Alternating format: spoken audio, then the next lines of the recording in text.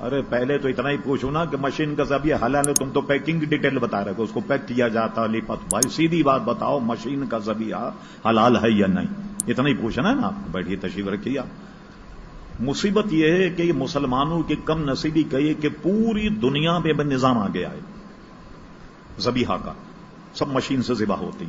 اب کیا کرتے ہیں وہ مشین کا ذبیحہ کیا کرتے ہیں، باہر ملکوں میں ایک بٹن لگا ہوا، چھری چلتی رہتی. اب ایک شخص نے بٹن دبا دیا، بسم اللہ اللہ اکبر، اب مشین چل رہی، تو جب تک مشین بند نہیں ہوگی وہ بسم اللہ شریف ویلڈ ہوگا اس وقت تک. بھائی کون سا طریقہ ہے بھائی؟ جب تک مشین بند نہیں ہوگی، جب مشین بند ہو جائے دوبارہ وہ دبا دے گا بسم اللہ اللہ اکبر، تو جتنے کٹ رہے ہیں وہ سب کے سب حلال ہو گئے. یہ کیسے حلال ہو جائیں گے جناب؟ اسی طریقے سے مرغیوں میں آپ دیکھیے کہ وہ پہلے سے اس کو الٹا ٹانگ دیتے، گچھے کی سن، سب میں نے دیکھا جا کر کیا کینیڈا میں، امریکہ میں اس طریقے سے وہ آتی ہیں. اور ایک فین چلتا ہوتا اس طریقے سے، جب وہ فین کے آگے آتا تو وہ فین سب کی گردنیں اڑا دیتا اس طریقے سے. اور اس طریقے سے ساری مرغیاں جو ہیں وہ جناب ذبح ہوتی ہیں اور سب حرام کھا رہے ہیں. اور بالکل ان کو کوئی وہ بھی نہیں آتی، بلکہ ہم جب جاتے ہیں تو کہتے ہیں مولانا آپ بھائی بہت مشکلات پیدا کرتے ہو ہمارے لیے جب آتے ہو، اس لیے کہ ہم گوشت کھاتے نہیں. وہاں جائے ایک آدمی دیکھ رہا کہ حرام ہے واضح طور پر، تو کیسے کھائے گا آدمی؟ لیکن لوگ عادی بن گئے حرام کھانے. میں بتا رہا ہوں آپ کو، میں ہالینڈ گیا، ایمسٹرڈم، وہاں کے کچھ ریسٹورینٹ کے کچھ لوگ تھے اور تھے پاکستانی. انہوں نے میری دعوت کی تو میں نے کہا دیکھیے دعوت تو نہیں کھاؤں گا، میں پہلے بتا دینا چائے پیوں گا. کہنے ٹھیک ہے چائے پی لیں.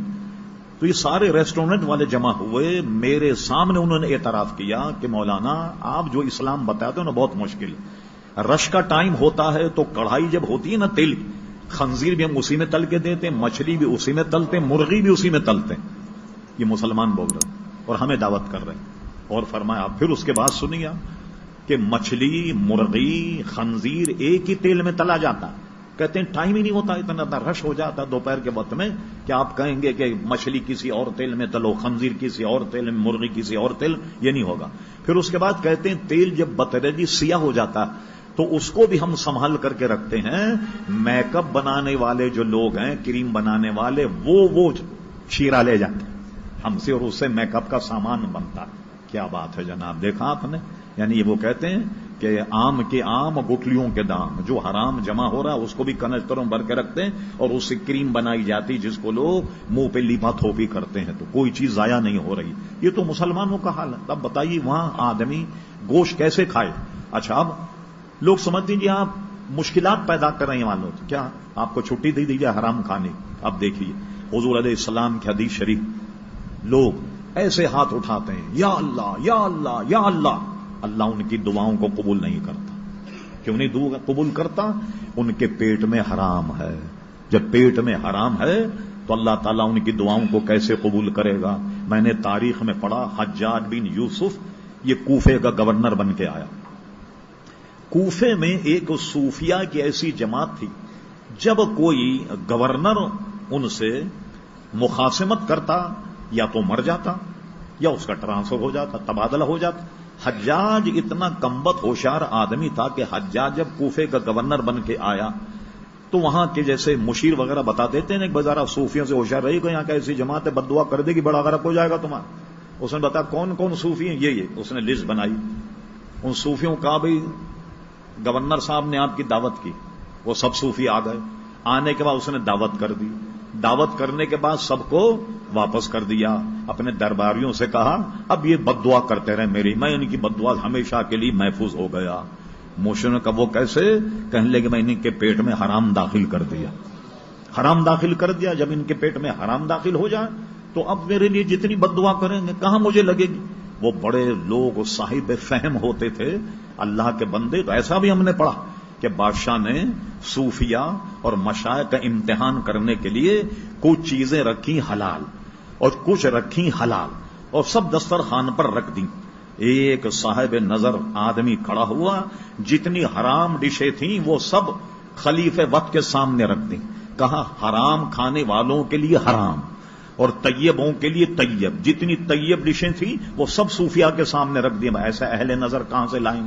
تو اس نے حرام کھلا کر کہنے لگا میں بے فکر ہو گیا کہ تمہاری بد دعا اب مجھے نہیں لگے گی کہ تمہارے پیٹ میں حرام داخل ہو گیا. تو اب جو برائیاں ہم دیکھتے ہیں باہر، شاید یہ اسی کا خمیازہ کہ لوگ حرام حلال میں تمیز نہیں کرتے۔ یورپ میں ایک پورا چھپا ہوا وہ ہے، وہ میرے پاس بھی موجود، جب جاتا ہوں تو اپنے پاس رکھتا ہوں، اس میں سارے وہ کوڈ ورڈ لکھے ہوئے ہیں۔ یہ اگر دوا پر ہوں، میڈیسن میں ہوں، بسکٹ میں ہوں، ڈبل روٹی پر ہوں، بن میں ہوں، کباب میں ہوں، کسی میں بھی یہ لفظ جس میں ہوں گے وہ چیز حرام ہے۔ تو وہ ہم کاغذ اپنے ساتھ رکھ کر اس کو دیکھتے ہیں کہ بھئی یہ لفظ ایک ساتھ کوئی ہمیں دوا کی ضرورت پڑی، ایک صاحب بازار سے لے آ، دوسرے صاحب نے جب فارمولا پڑھا کہنے صاحب یہ دوا مت کھائیے اب اس لیے کہ اس پہ وہ نمبر لکھا ہوا جس میں خنزیر کی آمیزش ہوتی ہے۔ ہر چیز کا حال تو وہاں یہ ہے۔ تو ایسی صورت میں تو مسلمانوں کو حرام سے بچنا چاہیے جب عام ہو کر کے رہ جائیں۔ اور ایک بزرگ ہمیں ملے، کہنے لگے صاحب شریعت میں تو اباحت ہے، ہر چیز جو ہے وہ حلال ہے، جب تک اس کے حرام ہونے کی دلیل نہیں ہو تو آپ گوشت پہ کیسے فتویٰ لگا رہے ہیں کہ یہ حرام؟ یہ تو شبے میں آپ کہہ رہے ہیں۔ نہ کہ بس یہی نقطہ آپ نہیں سمجھ پائے، وہ سن لیجیے کیا ہے کہ یہ جو گوشت ہے نا، بکرا، بکری، دمبا، مرغی، مرغا، گائے، بیل، بھینس، یہ آپ حلال سمجھتے ہیں نا، یہ اصل میں بنیادی طور پہ حرام ہے، یہ حلال نہیں، یہ بنیادی طور پہ حرام ہے۔ آپ کہیں گے وہ کیسے؟ اچھا میں آپ سے کہوں گا بتائیے، ایک دمبا ہو جس کی چربی کی چکتی جو ہے وہ لٹک رہی ہو، آپ اس میں سے 1 کلو نکال کر بھون کے کھا لیں؟ نہیں کھائیں گے نا، کیوں؟ تو آپ تو کہیں گے دمبا حلال ہے۔ تو بھائی یہ جانور بنیادی طور پہ حرام ہیں، کچھ شرائط سے حلال ہوتے ہیں۔ یہ جانور بنیادی طور پہ حرام ہے، کچھ شرائط سے حلال ہوتے، اور شرط کیا ہے کہ مسلمان اپنی زبان سے یہ کہہ کر ذبح کرے بسم اللہ اللہ اکبر، اب یہ جانور آپ کے لیے حلال ہوا۔ تو بنیادی طور پر یہ جانور حرام ہے۔ یہ اصول یہاں مت لائیے گا کہ اصل شے میں اباحت ہے، نہیں، یہ اس کے لیے ہے جیسے ٹنکی میں پانی آپ وضو کر رہے ہیں تو بلا وجہ شبہ کر رہے ہیں کہ ٹنکی میں چوہا گر گیا ہوگا، ہمارا وضو نہیں ہوا، یہ ایسا شبہ کرنے کی کیا ضرورت ہے؟ ٹھیک، تو یہ ہے وہ کہ بنیادی طور پر جو چیز، اب یہ جا نماز ہے، کوئی صاحب چٹائیاں اٹھا دے کہتی ہیں تو بچے آتے رہتے ہیں، اسے کسی نے پیشاب کر دیا ہوگا، تو سارا اسلامی خطر میں پڑ جائے گا۔ مگر وہ جس میں اصل شے میں اباحت ہے اور گوشت اصل میں حرام ہے اور چند شرائط سے حلال ہوتا ہے، اور وہ یہ ہے کہ بسم اللہ اللہ اکبر کہہ کے ذبح کرے۔ اور بنیادی طور پہ اگر بکرا حلال ہے، کس کا بھی پکڑ کر حلال کر کے کھا جا، کیا حلال ہو جائے گا؟ تکبیر بھی پڑھ کے ذبح کرو تو کسی کا بکرا محلے میں سے لے آؤ، کیا حلال ہو جائے گا وہ؟ تو اس کے شرائط ہیں، اس شرط میں یہ ہے کہ بسم اللہ اللہ اکبر کہہ کے ذبح کیا جائے، اب جانور حلال ہوگا، سمجھ گئے؟ اور اس میں پوری دنیا پھنسی ہوئی ہے۔ یہ تو اللہ کی مہربانی ہوئی کہ ایوب خان کے دور میں یہاں ایک پلانٹ لگ گیا تھا، تقریباً 60-61 کی بات ہے، بھینس کالونی میں، یہ جھٹکے کے گوشت کا۔ یہ تو ہمارے جیسے فقیروں نے، علماء نے ایک ادھم کیا، ایک جلوس نکالے، اور جناب اس کے بعد میں وہ اٹھایا گیا۔ اس کا ایک ڈائریکٹر تھا مذہبی امور کا جس کا نام فضل الرحمان تھا، وہ کمبت یہ پلانٹ لا کے اس نے لانڈی میں لگا دیا تھا کہ یہ مشین سے اب ذبح ہوگا، یہ قصائیوں کو فارغ کر دیا جائے۔ وہ تو اللہ کے کرم سے پاکستان میں جان چھوٹ گئی۔ اب اگر خفیہ طور پر کہیں کچھ ہو رہا ہو، یہ تو بہت کچھ ہم نے سنا۔ بڑی بڑی ہوٹل والے ہم سے کہتے ہیں کہ ہمارے یہاں تو مری ہوئی مرغی بھی لگا دی جاتی ہے۔ جی ہاں، بڑے بڑے ہوٹل ہیں، کون کھائے گا شیریٹن میں، اس میں اس میں، یہ تو بڑے لوگ ہیں نا سب، تو یہ کائے کے لیے ان کو یہ فکر ہے؟ بس سب کھائے جاؤ، جو کچھ سامنے آ، یہ پوچھ لیں آپ جتنے مرغی بیچنے والے، چپ چاپ سے پوچھے گا، آپ کہے بھائی کوئی کیمرہ وغیرہ نہیں لگا ہوا، بتا دو، یہ خود اعتراف کر دیں کہ مری ہوئی مرغی جو ہے ہم اس دام میں بھیجتے ہیں اور زندہ اس دام میں بھیجتے ہیں۔ تو اب آپ اپنے طور پر جتنا بچ سکتے ہو بچیں، پھر یہ سمجھیں ہم آپ کے لیے مشکلات کھڑی کر رہے ہیں، نہیں، بلکہ جب آدمی کے گوشت میں حرام جاتا ہے پیٹ، تو وہ اس بدن کا جز بن جاتا، اور جو حرام کھانے سے بدن کا جز بنے وہ جہنم میں جائے گا۔ تو اس لیے ہمیں احتیاط برتنے کی ضرورت ہے۔ دال اور سبزی کھانے سے آدمی مر نہیں جاتا، ہاں یہ بھی سن لیجیے گا، کہیں شبہ ہو اب مت کھائیں گوشت، اپنے سامنے ذبح کریں، مت کھائیں ایسا گوشت، آپ دال سبزی کھائیں، کون منع کرے گا آپ کو دال سبزی سے؟ دنیا بھر میں یہ موجود ہے، سارے سلاٹر ہاؤس میں نے دیکھے، مجھے کہیں بھی عزیزان گراں مطمئن نہیں ہوا، کہیں دیکھ ایک ہتھوڑا وہ آن کر گائے کے سر پہ پڑتا ہے، وہ لیٹ جاتا، اب اس کو ذبح کرتے ہیں، میں آنکھوں سے دیکھا ہے، جب ذبح کیا جائے اس میں سے خون ایسے نکلتا ہے جیسے لوٹے میں سے پانی گرتا، آپ قربانی کرتے ہیں تو جب دیکھتے ہیں ہم کیسا نکلتا فوارہ مارتا ہوا خون کہ آپ کے کپڑے خراب ہو جاتے، ویسے فوارہ میں کیوں نہیں نکلتا، ویسے کیوں نہیں نکلتا خون؟ اس لیے کہ مر جاتا جان۔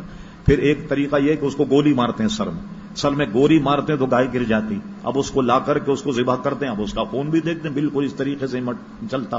ہم نے پوچھا، کہنے لگے بے ہوش ہو جاتا۔ فرض کیجئے کسی کو آپ نے گولی ماری، گولی مارنے کے بعد اس کو قابو کرنے میں آسانی ہوتی، لیکن اگر اس میں حیات کے رمق باقی نہ کچھ ذرا سا حیات کے رمق باقی اس کو ذبح کر دیا جائے، اب تو وہ حلال ہو جائے گی۔ جیسے عموماً لوگ شکار کرنے والے 4 نمبر کا کارتوس ہوتا، اس میں بہت زیادہ چھرے ہوتے، مرغابیاں بیٹھی ہوئی پرندے، ایک کارتوس میں فائر کر دیں 12 بور سے آپ 25 پرندے جو ہیں وہ شکار ہو جاتے ہیں، ٹھیک۔ اب آپ اس کو ذبح کرنے جائیں وہ تو جب تک تو مر جاتے ہیں، مگر شکاری سارا کھا جاتے ہیں ذبح کر کے۔ وہ کہتے ہیں کہ جب ہم نے بسم اللہ اللہ اکبر کہہ کے فائر کر دیا نا تو گویا سارے جانور ذبح ہو گئے، سبحان اللہ، وہ سارے کے سارے کھا لے۔ بھئی یہ جانور تڑپتے ہوں، اب آپ ان کو ذبح کریں تو تب جانور حلال ہوگا، سمجھ گئے آپ؟ اس طرح حلال نہیں ہوگا فائر کر دیں، آپ 15 مرغابیاں مر گئیں تو اس کو ذبح کر کے آپ کھا جائیں، یہی۔ بلکہ بلوچستان میں تو جنگلی چوہا کھایا جاتا، جنگلی چوہا جس کے اوپر کانٹے ہوتے، بڑے شوق سے کھاتے ہیں، جنگل میں شکار کر کے رات بھر ڈیرا لگاتے ہیں، بوٹی لگاتے ہیں، جیسے وہ کیا کہتے ہیں کباب جیسے تل کے کھاتے ہیں، اس طریقے سے کہا۔ حالانکہ جنگلی چوہا ہے جس کو ہم نے تلاش کیا عربی میں، لغت میں، منجد میں، اس کو عربی میں دلدل کہتے ہیں، اور اس کو باضابطہ شریعت نے حرام کیا، اور سارے لوگ شکار